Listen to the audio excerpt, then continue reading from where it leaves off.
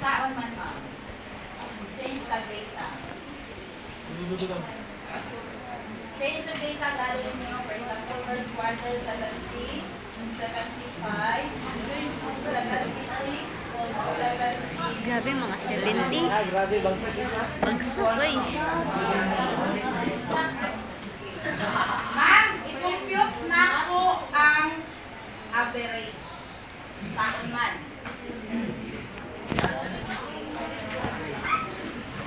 At tanan. Aboy. A, B, C, D, E, F. Sa'yo una buhaton. Ayun na, pinugrig. Heading, for example, yung ganun na. Apila ng balay, boy. Heading, so, buhon. Ba't ba ikaw mo nagkahoy? Third, fourth.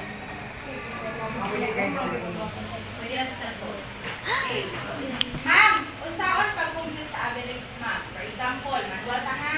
Kaya kung pwede na pwede yung manual ka na yung pero manual sa ka.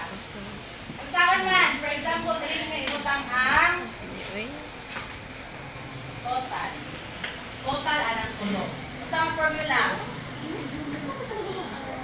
Ha? Equals? B2. B2. Ay, A2. A2. Plus B2. Plus C2. C2 plus B2. Enter. Kaya total. Dali.